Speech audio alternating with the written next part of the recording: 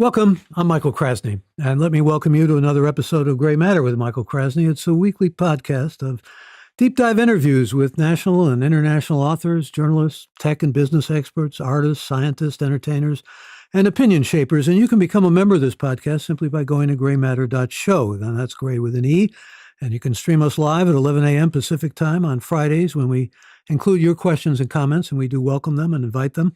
We cover a wide range of intellectually engaging and timely, stimulating topics distinguished by high-level content and technical excellence. And in this episode, we want to welcome Matt Abrahams, who's a communication expert and lecturer in organizational behavior in the Stanford Graduate School of Business. He's also the author of Speaking Up Without Speaking Out and Think Faster, Talk Smarter, which is also the name of the over 1 million downloads a month podcast he hosts.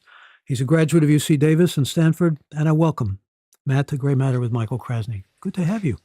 It's great to be here, Michael. Thank you for the opportunity to chat. Delighted to chat with you. And I should say, by way of introduction, that the old figures used to be maybe 3 of 4 or even 80% of people have fears when it comes to public speaking. In fact, the American Psychiatric Association calls it an anxiety disorder or glossophobia. And the fact of the matter is that Matt has probably helped so many people that those numbers are down now, lower than the figures you frequently may see. And he would be wont to tell you, I think, that we're all hardwired by evolution for anxiety. It's necessary. And there are scientific methods, not necessarily to overcome it, but to really manage it and deal with it. That's what you've been all about, really, isn't it? Absolutely. So when I first started doing the research I did, it was really around how to help people feel more comfortable and confident. And you're exactly right. It's hardwired into us. It's part of being human is to have a concern about speaking in front of others. But that doesn't preclude us from invoking several techniques that we can use to help ourselves feel more confident and calm in those moments of intense stress. There are ways to really not only deal with those kind of problems and to manage them, as I said, but you really point out a lot of resources. One of the first things I think on your list is stop thinking about yourself. Absolutely. Absolutely. Many of us fixate on ourselves and we fixate on wanting to do it right. We want our communication to be right. And if we change the focus and focus on the value we bring to our audience and helping them, it totally changes the interaction and the way we feel about it. So simply reminding yourself that you have value to bring in the interaction, that you're in service of your audience and their needs, can help you tremendously. We often think of our audience as like the American Idol judges who are just looking to find fault in what we're doing. But in fact, in the vast majority of our communication, people want to derive value from what we're doing. And when we remind ourselves of that, we get out of our own head and we actually can focus on helping them. Well, I actually, as you know, had a radio show for almost 30 years. And I used to tell people when they were nervous, think about this as just a conversation between the two of us. The two of us are talking and be at ease. I mean, which is, I found through the years was pretty good advice. In fact, in graduate school, I did some work on that very technique, reframing your communication as a conversation. And when you do that, it helps you and it makes you other focused. It reminds you that it's about what you're co-creating with the person you're speaking on. And you can do this quite easily. One, just ask questions and answer questions. That is dialogic. That is a conversation. If you're doing a formal presentation, use questions in the presentation. Many people ask me, how do you outline a presentation? If you ever see one of my lectures, it's just a series of questions that I pose for myself to answer. And sometimes I'll say that. I'll say, today we're going to cover 3 questions. Question number 1. And I begin answering that question, and that forces me to be conversational. So being conversational is a great way to feel more comfortable when you communicate. And you talk about having a map too, which is a good idea. Absolutely. So I am a huge fan of structure. Structure provides a roadmap. Our brains are not wired for lists of information. In fact, I question you, Michael. How many items do you need to buy from the grocery store before you have to write it down? I mean, for me, it's 3. Otherwise, I'm going to forget something. And we're just not good at delineating and remembering lists. Having a structure, a logical connection of ideas helps us and provides a map. I'll give you an example. Anyone who's seen a television ad has seen the structure play out. Problem, solution, benefit. An ad will tell you there's some issue, challenge in the world, their product or service helps resolve it, and then you benefit from it. That's a roadmap. And if I'm presenting or trying to persuade to you, I can use that same structure. And if I ever get lost or blank out or say what comes next, I always know solution follows problem, benefit follows solution. So having a map builds that confidence. It's hard to get lost when you have a map. You also say that people should maybe take the deep breaths that we're often told will help us and hold something cold, which is kind of a new idea to me, but also greet your anxiety. And I'm not sure what that sounds a little woo-woo. I don't know what that means. Help me with that.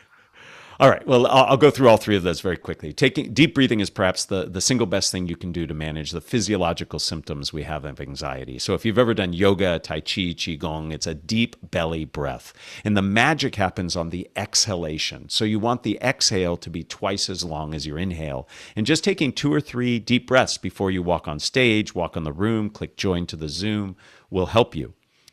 Many of us, when we get nervous, our heart beats faster and our body tenses up. So our blood pressure goes up. It's like you're exercising, and that causes us to sweat. It causes us to blush. So we need to cool ourselves down. The palms of your hand are thermoregulators for your body. On a cold morning, if you've ever held a warm cup of coffee or tea and feel that it warms you up, we can do the same thing in reverse by holding a cold bottle of water or any liquid. It brings our temperature down. My telltale sign when I get nervous is I blush and I perspire. So if I hold something cold, it actually reduces that heat and I blush and sweat less. And then that last one you mentioned, which is greeting our anxiety. Many of us get made more nervous by the anxiety signs that we begin to feel. So it goes something like this. I'm sitting in a meeting. I know I'm third on the agenda. Somebody, the first person speaks. I'm like, oh my goodness, my heart's beating faster. I feel the perspiration on my brow. Second person goes. I'm saying, oh, I should have prepared more. I'm not going to speak as well as they are. Do you see how that's spinning us up? We're getting more nervous because we're having these signs. Rather, if we just say, this is me getting nervous, it makes sense that I'm getting nervous. I'm doing something that's significant. It's important to me. By greeting the anxiety, we're invoking ideas that come from mindfulness, which says when you experience an emotion, positive or negative, greet it. And that buys you some time, a sense of agency where you can do something with it. By making it something you acknowledge that's almost outside of yourself, you can then have some more control over it. And so much of this, in a seminal way, goes back to you having to give a karate talk at age 14. Thank you for bringing that up. Yes. So as a freshman in high school, I grew up in the Bay Area. First day of my English class, Mr. Meredith had all of us stand up and say, what did you do this summer? Many of us have had that experience. I always sat front row near the door because my last name is Abraham, so I went first. After class, he came to me and said, you're good at this talking thing. You need to go to this speech tournament this coming Saturday. Every teacher had to send a student. And the only advice he said is, talk about something you're passionate about. So then, and still to this day, I'm into the martial arts. So I crafted a 10-minute speech on karate. When I showed up at 7:30 in the morning, this Saturday morning, barely awake, in my pants that were too short because I'd grown over the summer, my father had helped tie my tie. I was so nervous because my friends were there. Their parents were judges for this event. The girl I liked was in the room. I forgot to put on my karate pants. So I was wearing my normal pants, and you can see where this is going. The first 10 seconds of this 10-minute speech, I started with a karate kick to get everybody's attention. I ripped my pants from zipper to belt buckle in the back. Horrific experience. It taught me that anxiety can really impact your communication. And it's from that moment that I think my interest in managing anxiety started. But I'm interested in what Mr. Meredith told you. You're good at this talking thing. I mean, it's a great story. It's a seminal story. But right. I kind of focus on that for a moment because I was always told that I was really very able at speaking publicly and giving lectures and so forth and so on. And there were so many things that I felt almost the opposite as far as my abilities. But it was something that came natural. It was, it's a gift, and thank you wherever it came from. You can make the argument, I wonder if you've heard this argument, to what extent you counter it, that some people are just more gifted that way than others. It's like I taught composition for years, and you could bring people up in their level and ability to write, but there are so many people who just don't have the ability, and some people just naturally write because they're gifted at it, able. So certainly people start in different places. It has to do, I believe, with temperament in terms of your personality, what you're born with. I think particularly your environment influences it. I can trace my ability, if I have any, to my parents. My mother was an elementary school teacher. Communication was important. Being engaging was important. My father was a lawyer. Being very structured and logical and careful with the wording you use.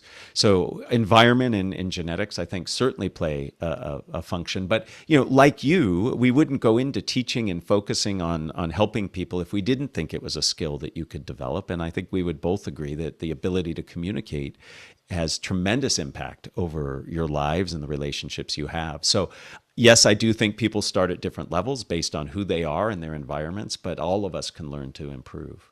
And we are going to be taking your questions. Here's one from Bill in Morgantown, West Virginia. He says, one of the things I've begun to do is lecture less and answer more. How do you approach Q&A in talks?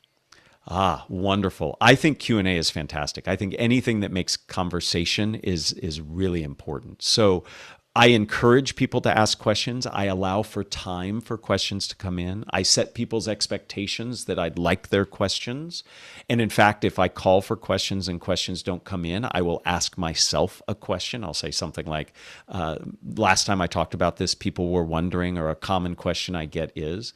So I really appreciate that idea that getting questions and dialogue going is really important. And we need to be responsive in a positive way, not just saying, great question, good question. That actually drives me nuts where every question somebody says, good question. They usually say that if you talk about something in their strengths. Exactly, because I think what they mean is good, I know the answer. Yeah.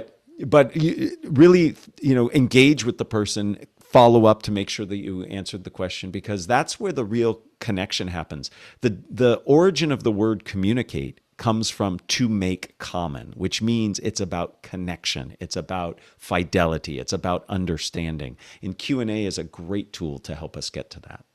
You have provide some tools for so many things, including if you have a faux pas that you have uttered. How do you correct and rectify that? What do you suggest? So a couple things I'll talk about. One is just our mindset around making mistakes. Many of us, as I alluded to earlier, want to do our communication right. And I am here to tell you, after decades of doing this work, there is no right way to communicate. There's certainly better ways and worse ways, but we put a tremendous amount of pressure on ourselves to do it right. And I like to tell my students, it's about connection, not perfection. If you can get your point across, then you've been successful. It's not saying it exactly the right way each time. So getting that mindset shift can be really helpful. And I encourage my students to look at mistakes as missed takes. In television and movie production, they do multiple takes of a scene. Not that any one scene is wrong or bad, but it's just a different way of doing it. So when something doesn't go well, just remind yourself, okay, we're just going to take another take. Maybe I tell a different story, or I use different wording and repeat myself. If you make a mistake, often just move on, just keep going. Many people might not even notice it.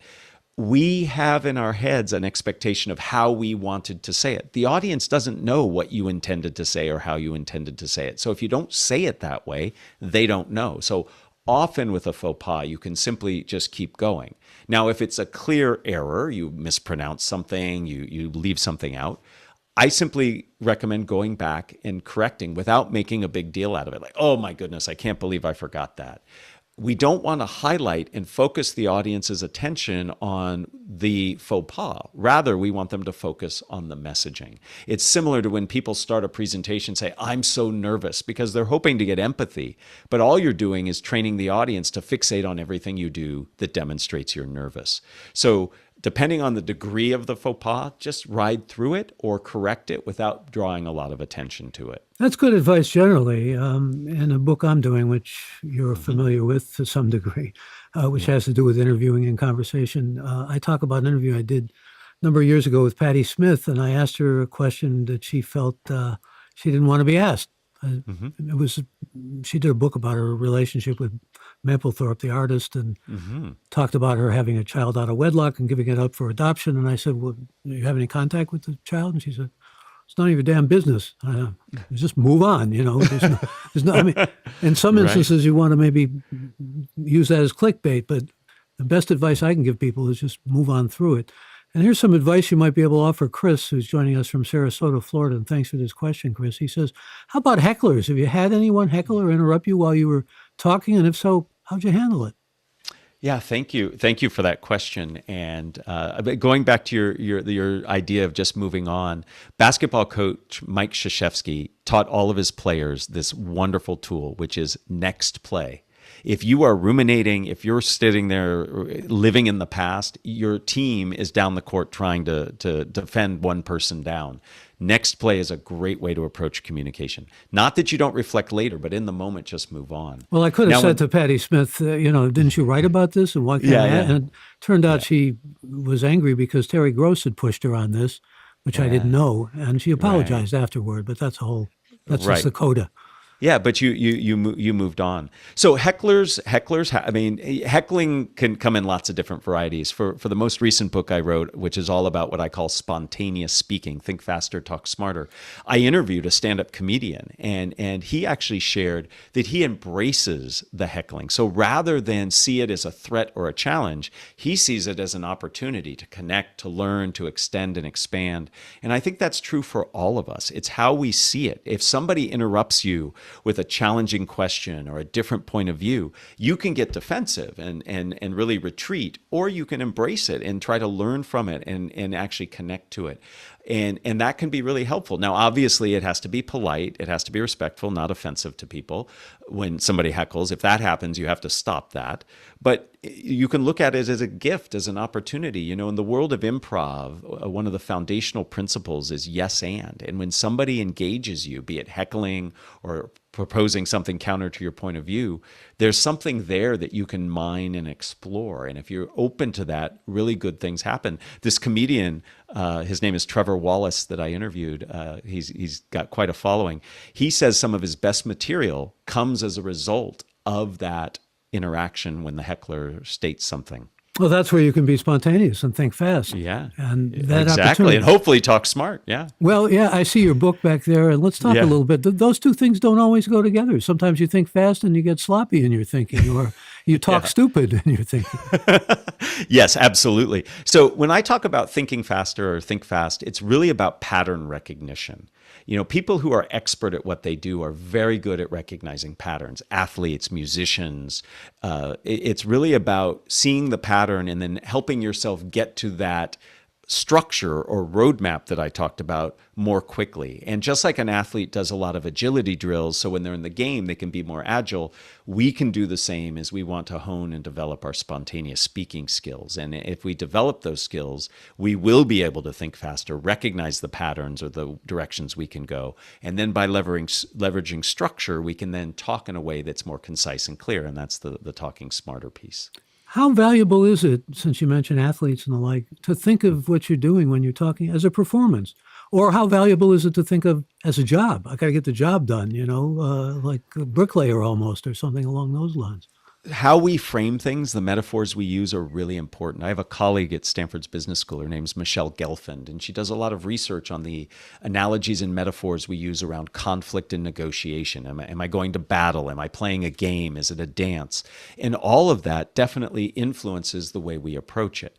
I am not a big fan of seeing communication as a performance, because I think that sets you up for performance anxiety. There's a right way. Performers like to do it the right way. So I'm not a big fan of that particular framing. I'm not opposed to seeing it as a job, because a job means you work, you prepare, you build things up. But whatever helps people to get them motivated and focused, I think is a good thing. But it's important for us to realize that the metaphors and analogies we use to frame our interactions influence not only how we approach it, but the words we use and the connection that we have. I finally came to think of this, what I do and what we're doing now is a kind of a dialogue dance. It has all the earmarks of, and then you think about all the different dances that you can engage in and engender. There's also that feeling that the energy has to be high and you have to be in the moment. I mean, these are certainly tips that anybody who wants to be a really effective speaker can cling to tenaciously, because they work. Absolutely. In communication, sometimes the most important thing you can do, though, is just pause and wait a minute. You are expert at this. I love it when you interview people and you'll give just a little beat of a pause, and then somebody actually extends more. There's a wonderful mantra in improv that says, don't just do something, stand there. And I love that idea that in that moment, the most important thing you could do is just pause, listen, allow for space from the other person. And in good dancing, there's that way. You're switching roles. Who's being more directive? Who's being less directive? It's really an apt analogy for what we're doing right now. And when we're talking about communication per se, listening is much more important than most people realize. I mean, people come to me and they say, how can I be a good talk show host? How can I be a good interviewer? And I said, one of the things you have to do is listen, and listen intently and actively, and be there. Absolutely. Listening is critical. And we often, as you said, take it for granted. Most of us are very poor listeners. We listen only for the top line, and then we begin judging, rehearsing, preparing for what we want to say. I have a colleague who joked, listening is that thing I have to do before I get my turn to speak. And it's, in fact, listening is a huge gift and a huge opportunity. When I teach listening, I teach people to listen for the bottom line. And I say the best way to do it is to listen as if you have to paraphrase. Because when you listen to paraphrase, to get to the crux of what somebody is saying, you listen much more intently. And in my book, I borrow from another colleague of mine, Collins Dobbs, this approach he has to critical, crucial conversations. He says it's all about pace, space, and grace. And I think we can take those three elements and apply it to listening. You have to slow down. Life moves very quickly. And if I slow down, I can listen better. So I have to slow the pace down. I have to give myself space, not just physical space. You know, as I get older, all these spaces get louder, but mental space. I have to clear the decks in my mind to really focus. And then you have to give yourself grace, permission, not just to listen to what is being said, but what's not being said, where it's being said, how it's being said, because all of that can influence how you respond. I'll give you a quick example. Imagine, Michael, you and I come out of a meeting and you say, Matt, how do you think that went? And I immediately at the top line say, oh, you want feedback. And I itemize all the things that went wrong or could have gone better. But had I noticed, you came out the back door, not the front door. You were looking down and speaking a little more quietly. What you really wanted in that moment was not feedback, but support. And because I was not listening intently, I missed that opportunity and might have damaged our relationship. You're looking for nuance. You're looking for maybe what isn't so evident or isn't so conspicuous. And you're hearing things that are maybe below a different threshold as much as you possibly can. I mean, I think this is all really valuable advice and good wisdom that we're offering here. I'm just wondering to what extent things come in like, I have a concept I call riff ready, certain kind of interviews and conversations where you've got material, sometimes just humor, you know, or a good joke or something along those lines. I did a whole book on humor. If you have those things at the ready, they can be very useful in any kind of conversation, any dialogue. Absolutely. I am not adverse at all to stockpiling. Just like an athlete, practices certain moves for certain situations, stockpiling, I think, is a good idea. And I think we can stockpile anecdotes and stories, testimonials, the goal being that if they fit into the context, we can pull them in. It's one way to look at structure is it's a recipe. And most good chefs will prepare the ingredients in advance. And when the recipe calls for it, they just pull those ingredients in. So if you stockpile a few good examples, a few ideas, it's helpful. Now, you have to have the right attitude. It's not, I am going to tell this joke in this interview. It's, I have this joke I can use if the opportunity presents itself. Is there a danger, though, or a peril in that you keep falling back on it maybe time after time and doesn't quite have the punch or the vitality? Yeah. Certainly, of course. You don't want to be a one-trick pony, having multiple types of support. I coach people who interview, as you can imagine, teaching at a business school, to stockpile lots of different examples for different themes that you want to get across. So when somebody asks you a question, you first, this is the pattern recognition, say, that question is related to this theme. I know I have 3 or 4 things stockpiled. Which one of those in this instance makes the most sense? So I'm not always leaning on the same example, the same anecdote. I have a small set of them that I can pull in as it makes sense. In communication in general, though, how important is establishing rapport and trust and those kinds of things? Because if you can do it, you have to do it pretty quickly, and you have to establish it in an ephemeral way that doesn't necessarily have a long-lasting quality or enduring quality to it. certainly having rapport and building trust is really important for most communication. I mean, some communication is just quite transactional, but when it is important, we need to spend the time thinking about how to do it. Now, what many people don't remind themselves of is that you can do it way before the interaction actually happens. I think I'll give you an example. I think one of the most underutilized tool for establishing rapport is a calendar invite. We just slap a name on the meeting, we just slap a URL, and we just send it out. We can do a lot about expectation setting, rapport building, in how we structure the meeting invite. So there's a lot of work you can do in advance of the interaction to help yourself build that rapport. But coming in with curiosity, coming in with empathy, listening, those are great ways to build rapport. My mother-in-law had a black belt in trust building, friendship making, and she did it with 3 simple words: tell me more. So when somebody would say something, she would follow up. She'd pause for a beat, and then she would say, tell me more. And just giving somebody permission and to signal that I'm really interested help build that trust and rapport. We just had a podcast last week with Kelly Corrigan, who has a TV show on PBS called Tell Me More. And Yeah, exactly. also has a book under that title too. But you mentioned, I want to go to another question in a moment, but you mentioned curiosity. And I had occasion to have have lunch with a famous author who I admire, Amor Towles. And he said that he wanted to have lunch with me largely to get ideas from me about interviewing. Like I said, I've got this book underway, so I had some things to share with him. And Malcolm Gladwell, who I'm about to interview fairly soon, used to say, if something comes off the top of your head immediately, trust it. It's your unconscious operating in ways that you may not even be able to divine. And the first thing that came to my mind, sitting there with Malcolm Gladwell, was trust your curiosity. Mm-hmm. I said that to him, and he said, boy, that's a good name for a chapter in your book. So it's become a chapter in the book. Oh, I love it. But I do trust my curiosity. And, some people perhaps may not trust their curiosity.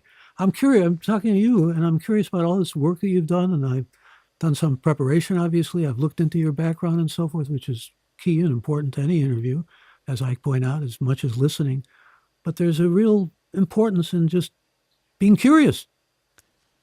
Absolutely. It to me, again, it's a mindset. I believe that everybody has some value to provide, and I'm always curious as to that value and what it is that people find important and trying to connect to it. I think the interviewers that I have been interviewed by, or the ones that I know, have that in common. There's this notion of curiosity and the ability to connect what they're hearing to larger ideas or previous notions. And that, I think, those two, curiosity and the ability to connect, I think are really important. I'm very much looking forward to reading your book, but I'm also curious about the advice you give people about how to be curious, because for some, I think it comes more naturally than others.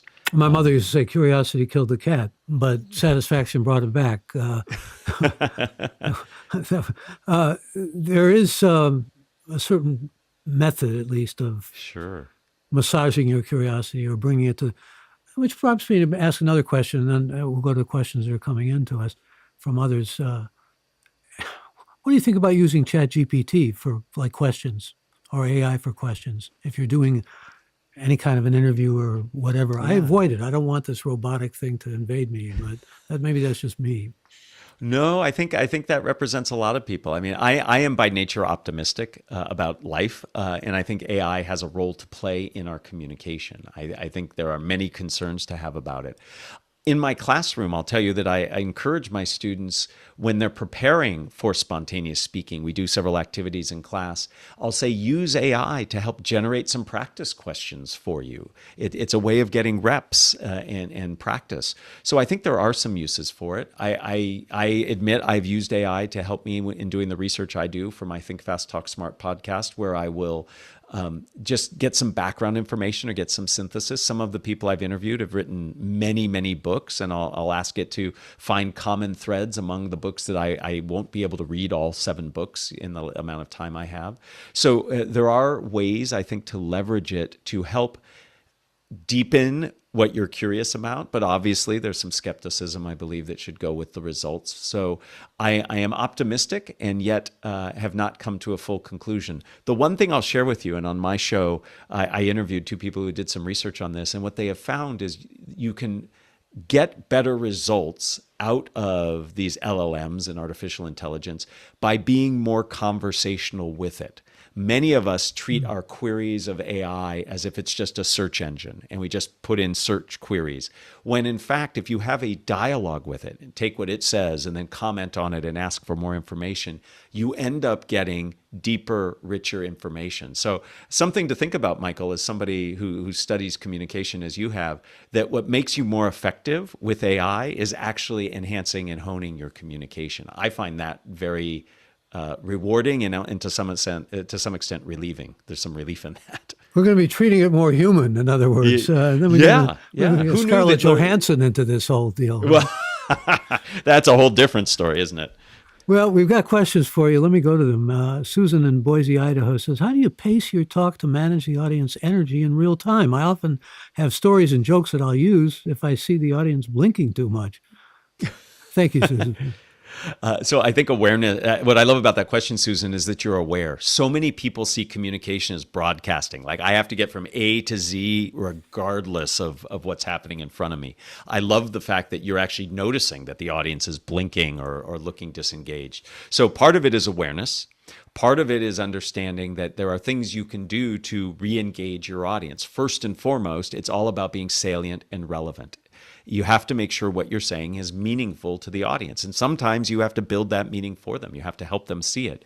But if we don't connect to meaning for the audience, there's no incentive for them to pay attention. I believe the most precious commodity we have in the world today is attention. And it's actually relatively easy to get people's attention. It's sustaining that attention. And that's what I call engagement. That's really hard. And there's some things you can do. There's physical activities. Have people take a poll. If you're virtual, typing into the chat, turn to each other and talk. There are cognitive engagement techniques, asking questions, using analogies. Humor fits in that category. And then there are linguistic ways to engage people, using people's names, using what I call time traveling language, saying things like, picture this, or imagine what it would be like if. When you use that language, people actually see it in their mind, so they're engaged. So first you have to notice if people are engaged or not. Second, you have to make sure your content is relevant and salient. And third, leverage physical, cognitive, and linguistic engagement tools to keep them with you. You can also engage through clickbait, too, I'm sorry to say, right? Well, clickbait, I would argue, gets attention. I don't know that it sustains that attention. It doesn't sustain necessarily. Right, that's where you need to follow it up because people will feel tricked, right? I always use this example in class. I say, take a poll. That's really useful. Well, here's how some of my students execute the poll. They'll say, raise your hand if you've ever blanked, and everybody raises their hand. They don't comment on the results, and they just start talking afterwards. Well, that's clickbait. People are like, you made me raise my hand. You don't respond at all. So you actually have to engage after you get the intention. You have to say, that's what I thought. Half of you in the room experienced that. Or, whoa, I'm surprised. Everybody has. So there is a difference between attention getting and engagement. There's Becky from San Jose who says, do you have advice on effectively communicating during a job interview? I have a lot to say I about figured job you interview. did, yeah. Yes. I recently partnered with LinkedIn and we did a 2-part podcast where one of their folks, Andrew Seaman, was on my podcast and I was on his, and it was all about interviewing skills. So several things. First and foremost, as Michael alluded to, do your research. You need to know the company, cyber stalk them, look up the people you're interviewing with, understand their mission, vision, values. Then think, how do I bring value? What are the themes I want to get across to demonstrate my value? And as I mentioned earlier, stockpile some examples, testimonials from former bosses, awards you've won, stories of success or challenges you've had, data that represent things that you've done. Maybe you've increased efficiency by a certain percentage. And then when you get the questions, mix and match. Say to yourself, that's about this theme. Here's what I'm going to pull in. And then I have a structure that I really like for answering questions. Again, I'm a big fan of structure. It's called ADD, for adding value. Answer the question, give a detailed example, and then describe the relevance of your answer. I have tried in my answers to Michael's questions to demonstrate this. So I give an answer, I then try to give an example, and then I try to explain how that answer could be applicable to others. It doesn't sound as formulaic as you might hear me describing it. When you do it, it just sounds like a complete answer. We often think that if I just answer it, people will be able to connect the dots. but people aren't so good at dot connecting. One of my first psychology professors when I was an undergrad had this saying. He said, the funny thing about common sense is it's not so common. We assume people will connect the dots and they don't. So by answering the question, giving an example that you've previously stockpiled, and then explaining what it means in this case in terms of the job can be really useful. Well, let me ask you a question, and you can apply the structure in your Please. response. Excellent. From your TED Talk, you say, make stress your friend. What do you mean by that? I mean, how does that work out in terms of a solution? Many of us feel alienated by our stress. We feel like it puts us distant from our audience, and it puts us focused on ourselves. By making stress your friend, you can actually leverage the benefits of stress. That's my answer. By leveraging the benefit of stress, you actually remind yourself that what you're saying is important. You remind yourself that there's value in it because it's high stakes, and it forces you to think about the best way to communicate that point. That's my example. So when the next time you have to speak and you begin to feel that stress, remind yourself that the stress is actually there to help you so you can be better focused. That's my application piece. So that's answer, example, and how you can put it into practice. Good advice and well handled. And here's Peter from Tucson who wants to know, what should people consider when creating a slide deck? How do you avoid death by PowerPoint? Thank you for that question. So I know how most people create planned presentations. They beg, borrow, and steal every slide they and others have created, and they create what I call a Franken deck. You know how Frankenstein was an amalgamation of body parts. People just slam different slides together from different places. And then when they deliver it, they're like, that didn't flow well. People didn't understand it. It never could have. I believe slides can be very useful for communication, but they are in service of your story. They're in service of the information you're trying to get across. So I have 4 rules I try to encourage my students and anybody who will listen to take on. Rule number 1, story first, slide second. No more Frankendecks. Second, slides are for your audience, not for you. Many of us create slides as teleprompters for ourselves. Ask yourself, would a slide help my audience to understand better what I'm saying? Does it simplify, amplify, or clarify something? If it does one of those 3 things, think about having a slide. If it doesn't, don't include one. You do not need a slide for everything you say. Point 3, or advice number 3, less is more. The less information you put on a slide, the more value it will bring. You should be asking yourself, what's the least amount of information I can put on this slide to be meaningful? We have this notion in our society that number of slides matters in some way. It does not. I am always asked, I'm speaking for 10 minutes. How many slides should I have? My answer is enough and not too many. There's no specific correlation between time of speaking and number of slides. And then the 4th point is visual over verbal. If there's a way to communicate the information visually, a chart, a flow diagram, a picture, versus bullet points in words. When I put a lot of words or bullet points on my slide, I'm overtaxing the verbal part of my brain. I'm asking you to listen to what I'm saying and read what I've put up there at the same time. We're not good at that multitasking. So 4 bits of guidance. Story first, slide second. Slides are for your audience. Less is more, and visual over verbal when it makes sense. It's all very useful, and all coming from the research and teaching that you've done all these many years. A tribute to you. How much do you think about your audience when you're giving like a PowerPoint or any kind of presentation, as opposed to, I've got this material, I want to get through it, I want to follow my map, I want to get my mindset right, all of those kinds of things. My energy has to be high. I want to be in the moment, all those kinds of things that we've been talking about and alluding to, as opposed to, I have to think of the audience. Thinking about your audience, being audience-centric, is the North Star of communication, bar none. In all the episodes I've done, my podcast is all about communication. I interviewed many communication experts. The number 1 bit of advice is, although said differently in many different ways, is know your audience, be in service of your audience, be audience-centric. The purpose of communication is to make common, to connect, and we have to think about our audience first. Now, all those other things you talked about are also important. Be focused, have good energy, make sure that you are structured in what you say. But it's all predicated on tailoring the material to the needs of your audience. If we don't make it salient and relevant, if we don't articulate it in a way that can be heard, it's for naught. We all suffer from the curse of knowledge and the curse of passion. We know too much about what we speak and we care too much about it. And because of that, we can use jargon and get too deep too quickly. You have to think about your audience. You have to think about what's relevant and important to them.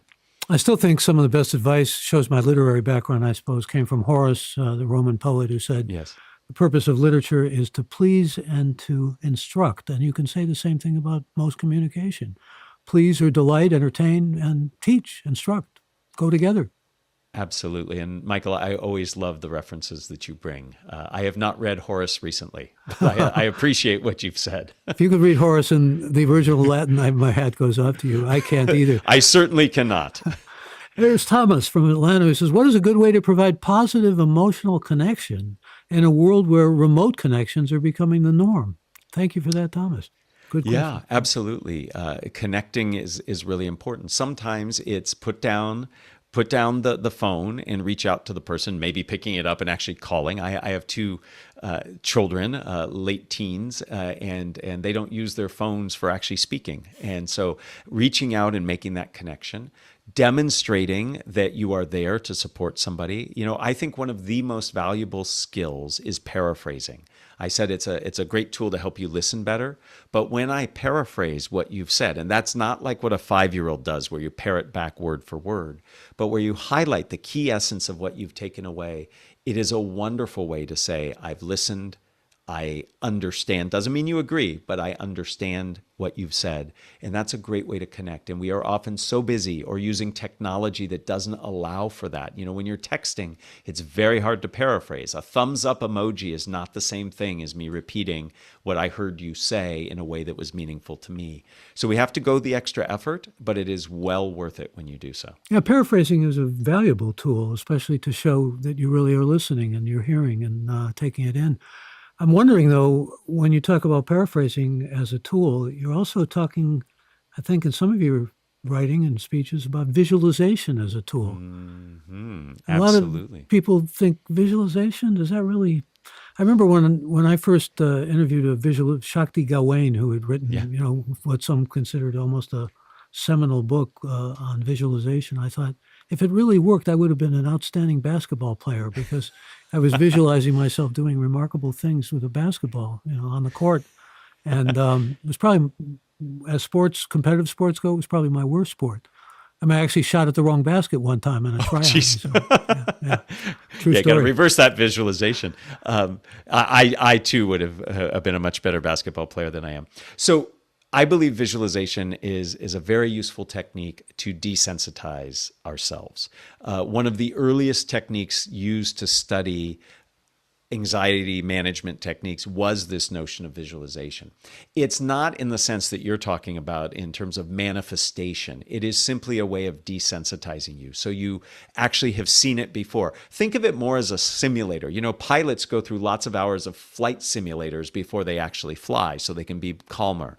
Visualization allows you the same thing. And now technology is actually out there that you can do it through VR, virtual reality. There are several tools. One I really like called Virtual Speech, where you run their app on your phone and then you actually plug it into goggles and you can set up the size of the audience, the venue you're speaking in. You can even specify is the audience hostile or friendly so that you practice in that mode. It's like having the defense when you're practicing your offense on the field so that you're used to it. When you get into that experience, you've been there before. So visualization actually works really well as a way of desensitizing yourself. You can do it simply by closing your eyes or leveraging a tool to help you. But I'm going to leave to the other gurus out there to talk about manifesting things in your life. What I will say is there's pretty solid academic research that visualization desensitizes you to the anxiety and potential negative outcomes that can happen. And I confess I haven't seen much research that validates manifestations, but we won't necessarily go there. Right. Let's go instead to Andrew, who is joining us from Oakland. Thank you for this question, Andrew. He says, how do you communicate effectively with people that you don't like or that you're in conflict with? Yeah. What a very appropriate question for the world we live in today. Yes. So fundamental to communication is connection. So trying to find some place of connection. I am often asked, because this is a big fear many people have, is what do I do when somebody really lobs an objection my way or a personal attack? And one way I'd like to address it is just to reframe it as at least the person cares, right? I think what's much harder to deal with is somebody who's apathetic and non-responsive. I would much rather take somebody who's hostile to my point of view than somebody who's apathetic.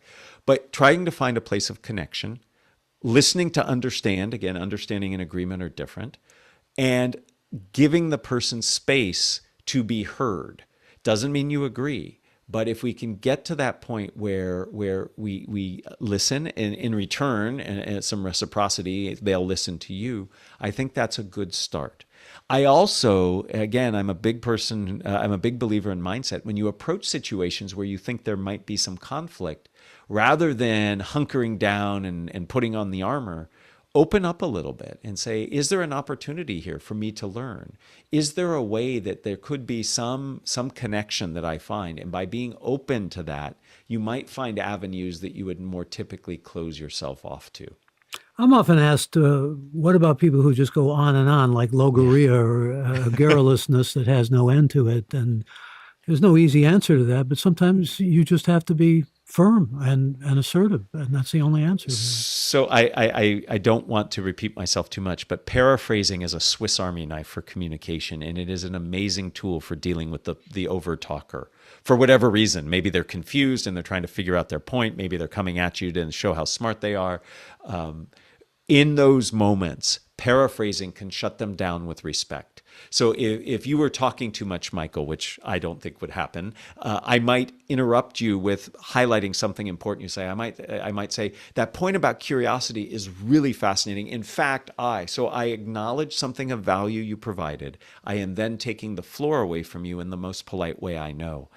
In an environment where there are others around, if you let the person go on and on and on, you're actually losing your credibility in front of the other people. Yet we feel very rude doing what I just described. You're actually being rude to all of the others who are not going to step in and tell the person to shut up. So paraphrasing, I think, is the most polite way to silence somebody and then move forward with your agenda or to the next point. Are you sure my curiosity story wasn't too long and you're just being nice now? Well, you bring up a really important, I thought your curiosity story was appropriate length, but the notion of being concise is critical. Many of us say much more than we need to. You shared a few moments ago advice your mother gave you. My mother gave me advice, which is tell the time, don't build the clock. And many of us are clock builders when we communicate. We have to be concise and clear, especially in this age where there's so much information out there. How do you be concise and clear? You make sure what you're saying is relevant to your audience.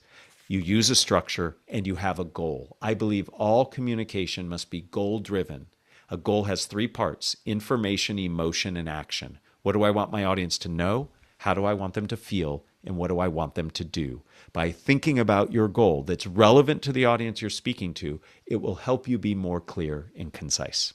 Stories also are extremely valuable. And you tell a story, and I'd like you to tell the story about a woman named Irma, which is really a very poignant story and has all kinds of resonance to it.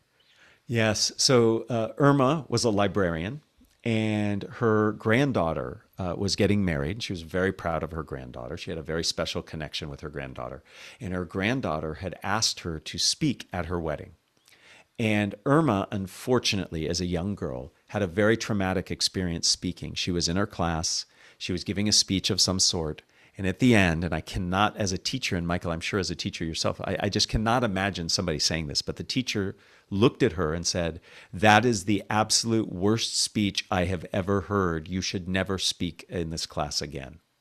And it was devastating to her, so much so that the reason she became a research librarian was so she wouldn't have to speak in front of others in that way. So she had a very specific event that really initiated her anxiety around speaking. And yet she wanted to give this gift to her granddaughter, a very poignant speech as part of the wedding.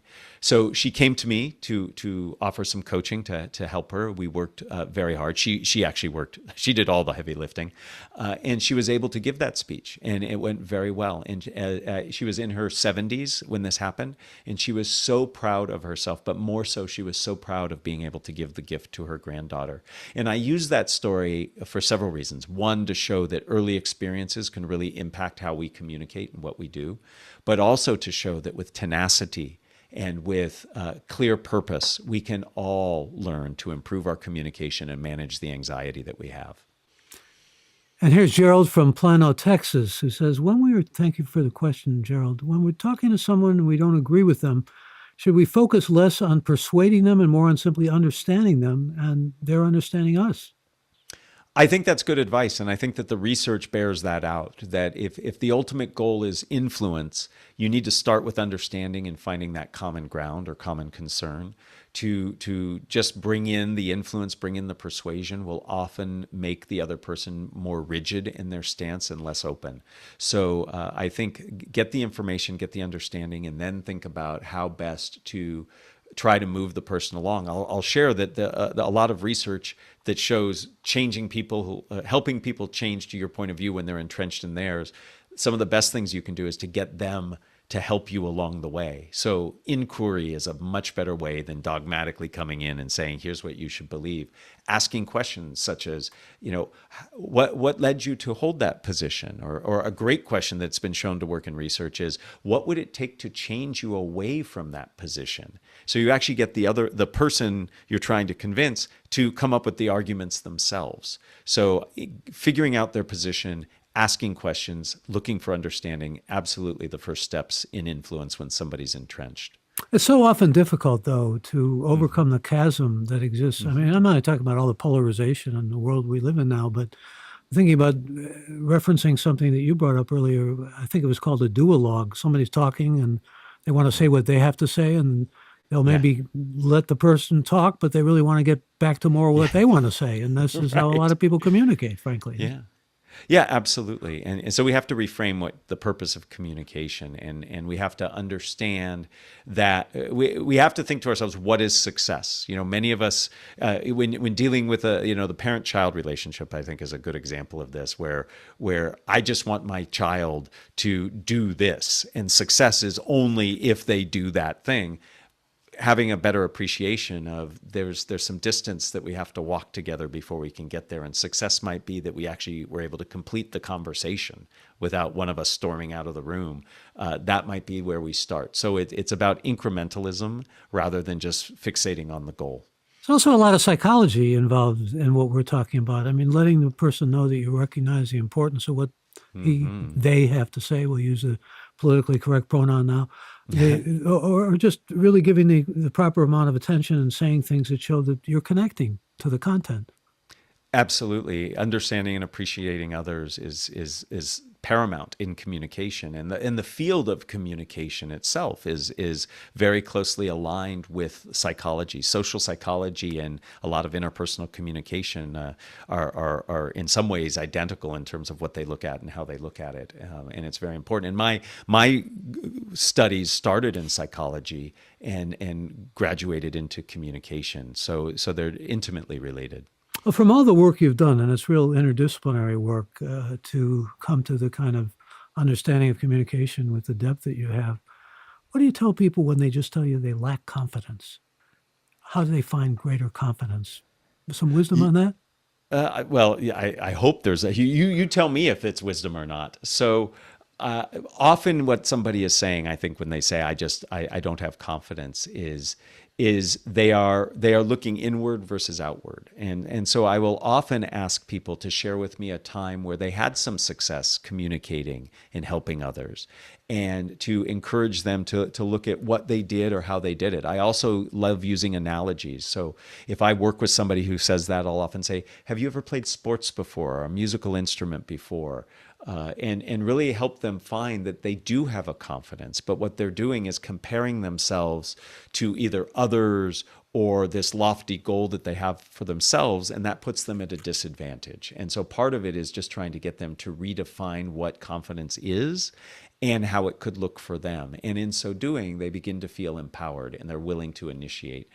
Saying I don't have confidence in some ways can be an excuse, and really helping people fight through that can be very, very helpful.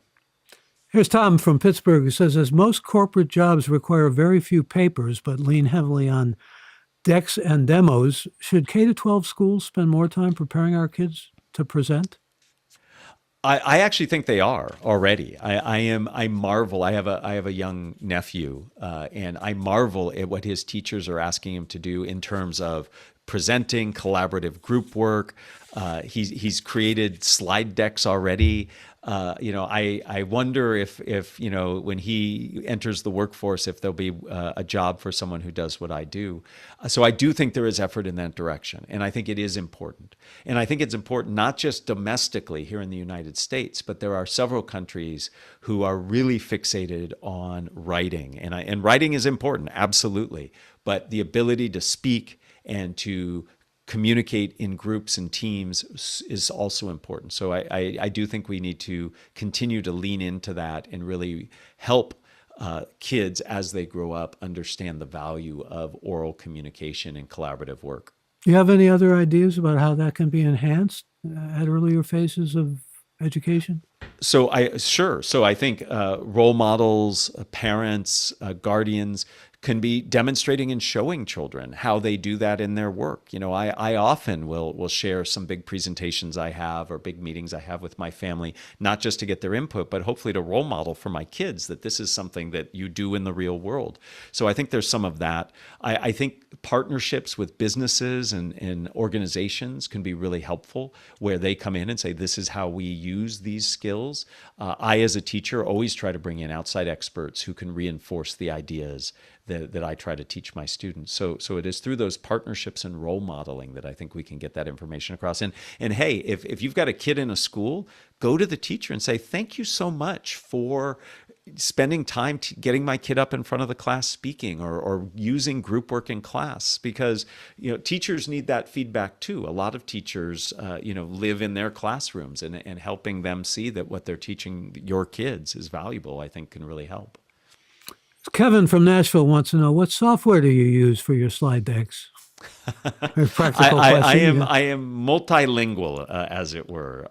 So I use everything from Keynote to PowerPoint to Google Slides. I'm a big fan of Prezi. I think Prezi is a cool tool to do things, and there are a whole bunch of tools that can help make it easier for you, Canva and other things.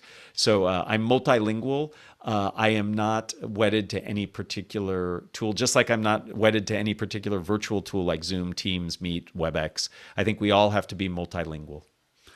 Any advice for the podcasters? I mean, you have a very successful podcast, but a lot of that is the content. A lot of that is you, I'm sure. So once you get past those two obvious kinds of things, what would you hold forth on? Thank you. Coming from you, Michael, it is a true compliment. I very much value that. I grew up listening to you and really learned a lot from your interviewing style. I think being curious is really important. What has helped us is to have a very specific focus. We focus on communication and careers. So having a clear focus and always reminding yourself that you're in service of the audience. What would the audience want to know? We go to great lengths to get input from our audience, to respond to questions and queries. I see myself as a tour guide almost through the material. And I want to make sure that the destination the tour is going on is where people want to end up. So it's about focus. It's about connecting and really getting feedback. And like we've talked about, being genuinely curious and willing to ask questions. Well, you've helped a lot of people and you have much to be proud of. I'm just going to conclude with one question here from John in Reno, Nevada. He says, a recent study showed that telling jokes while public speaking is seen as positive for men and detrimental for women. Do you give different advice to speakers depending on their demographics?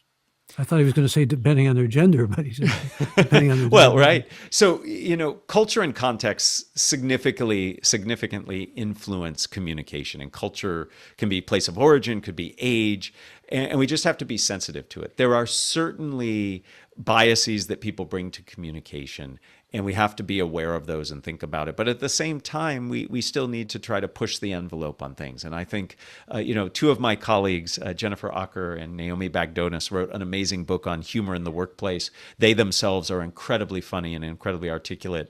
And when they tell jokes, I don't think anybody is looking down on them or what they're saying. So I do think we have to push the envelope, but it is ignorant not to realize that that communication is hugely impacted by context and culture, and we need to be sensitive to it. And that's why we need to be thoughtful, and we need to try things out and focus group our ideas to get real opinions from people. And those who say we've become maybe overly sensitive, cancel culture, all that seems to be afflicting us. Certainly, the pendulum might have swung a little farther than I would like to see it, but we do have to be aware and sensitive, and then make a conscious choice. At the end of the day, all of my coaching and teaching and podcasting is really to take habits and help people turn them into choices. So when it comes to your communication, don't just communicate in a certain way because that's what you've always done. Make a conscious choice. And if you want to say something that might be seen as challenging or threatening to the status quo, make that choice consciously, knowing there might be consequences of it.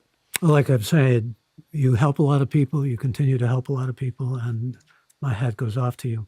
I want to, before we say goodbye, thanks to all who joined us for this live episode of Gray Matter with Michael Krasny, which you can listen to live every Friday, 11 a.m. Pacific time, or on Apple, Spotify, or on our website at graymatter.show. And if you haven't yet become a member of this podcast, I encourage you to join, going to our website at graymatter.show, where you can find previous episodes of Gray Matter with Michael Krasny. And again, that's Gray with an E. I also invite you to mail any reactions or suggestions you might have to me directly, mkrasny at graymatter.show. And thank our team, Gray Matter with Michael Krasny team of Alex, Shannon, Chad, Kevin, Colin, Jeff, Colleen, and Tanya. Special thanks to this week's guest, Matt Abrahams. So pleased to have had you with us. Keep on keeping on. Thank you so much. And I'm Michael Krasny.